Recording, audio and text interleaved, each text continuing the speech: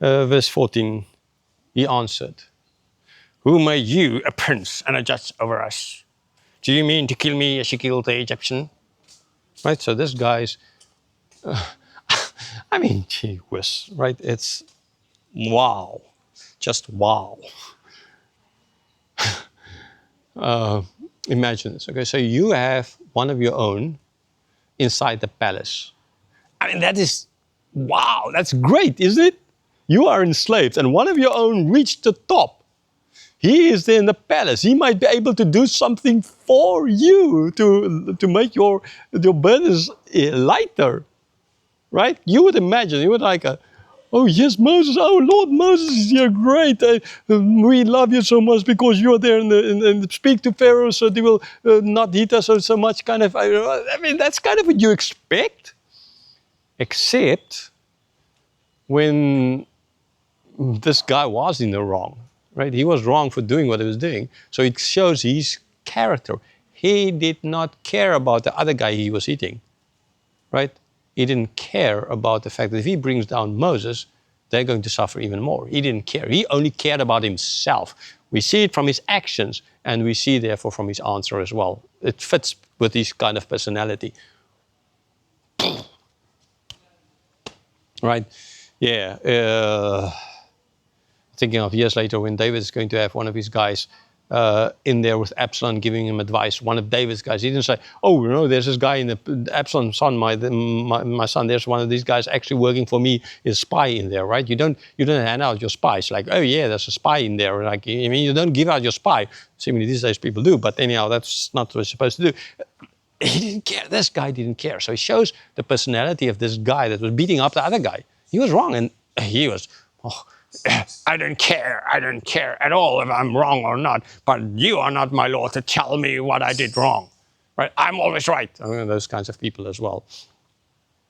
Yeah. I think you need to see through the imbecility of this, the stupidity of this guy's action, but it fits with his personality. Yeah, it's like this. Remember as well in one of the camps, we were on a rafting trip. We went in this with these orphans, and we gave them all balloons. And one boy's balloon burst. Well, you know, balloons burst, and his reaction was, "No, if I can't have one, that's kind of a normal Russian thing. Then no one can have it." So he went around and he took all the other balloons of everybody else and burst them all. Right? It's a bit like this guy. I don't care if we lose our voice there in the palace. I'm not going to listen to this guy. I will be right. Yeah, so this is saying, who made you, Lord? You killed this guy. Are you going to kill us as well? No? Is he killed the Egyptian? Oh, they know. What now? I killed an Egyptian. What's going to happen to me now? All this planning of looking all the ways, hiding the guy in the sand, and there's lots of sand there in Egypt. Didn't work. It didn't work out. Poor little Moses. Maybe say poor old Moses. Well, he was 40 by then. Everybody knew, right? This guy hold a sword over his head. I'm going to tell Pharaoh, right? Kind of idea. Well, I don't know if he was going to tell Pharaoh, but seemingly now knowing that other people knew is going to lead to the next verse. Yes, I mean, not the next verse, but the next sentence where Moses was then afraid. And I thought, they know, right? It's known now. If this guy knows, then others will know as well. And stories spread. You know how things go on the grapevine. They spread. Gossip today, gossip then. Nothing ever changes, right? We're humans. Man, this is so much a story of the Bible. Nothing changes. We are also still the same. I'm like, we think we're so much better. We're changed. Nothing changes. Like same psychology, same kind of, same personalities, same everything. Like if the story, the grapevine, the gossiping is still so integral part of the church, such a sick part of the church, of us as humanity. Verse 15. When Pharaoh heard of it, he sought to kill Moses, But Moses fled from Pharaoh and stayed in the land of Midian, and he sat down by a well. So, what Moses feared came true. Pharaoh heard of it. And what was Pharaoh's reaction? Now Pharaoh wants to kill Moses. What can you learn from that? Oh man, I mean, I can go on another hour about this, what you can learn from this. But what does it show it in short?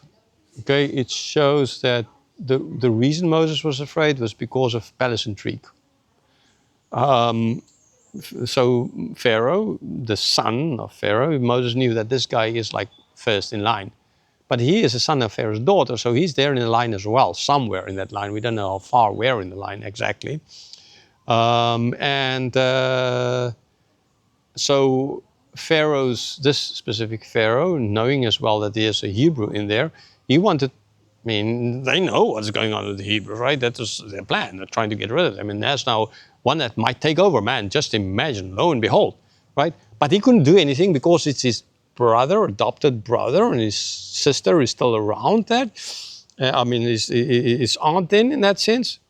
Pharaoh, I mean, it might be an aunt, might be a daughter, I mean, sister, it's not a daughter. So he couldn't do anything about the situation, at least not easily.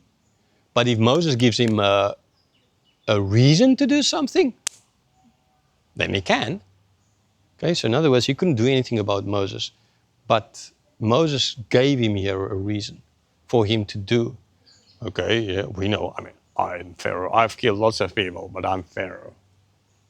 And I'm the main guy here. And so, in other words, there's no reason. I mean, I can do whatever I want to.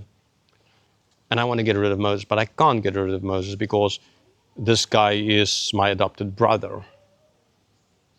I mean, it's always like a thorn in the side. There's this Hebrew, my adopted brother. Man, I want to get rid of him, but I can't because of my sister, aunt, whatever. And I need to then just live with it. But here, he killed someone, an Egyptian, for the Hebrews' sake. It shows his true colors. He's a spy, he's evil. Now I can get rid of him. And therefore Moses was afraid because he knew it. He understood the politics of the palace, or what's happening in there. And he knew that Pharaoh was going to do this. And he knew he gave a stick for his own butt. He picked up a stick, like I remember as well. We was a kid picking up the stick on the beach there in Jeffreys Bay and like taking it home, thinking, okay, now I brought something that my parents can eat my brother and sisters with, kind of, and I was the one who got it first from that same stick. Anyhow, so yeah, it's like in Afrikaans as well, saving pluk laat vir jou gat kind of idea, right?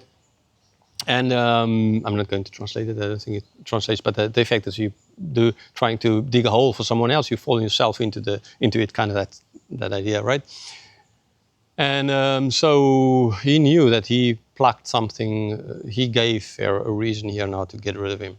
So he wasn't going to sit around the campfire, going back to the palace, packing his stuff and saying goodbyes. No, he just fled because he knew his time is up. His time in the palace is up. He messed it up royally. He's done for. It's finished. He will never see this palace again. He needs to flee for his life. His story, the postscript has been written. The story has been done. The end, fin, has been said. Right? At least that is what Moses thought. He'll go and retire there in Midian, in the desert, the mountains, live out his last days, because we're already 40, a couple of years more, and die. And that's it. And we'll never hear of Moses. We'd never had the story written. But God had other plans. Like in the same way God got him safely to Pharaoh's daughter. God got him into the palace. Why? Why that?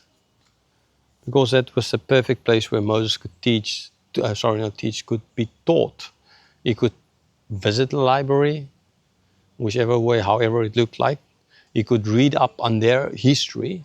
From there would have been most likely some other way of how he could have, I believe so.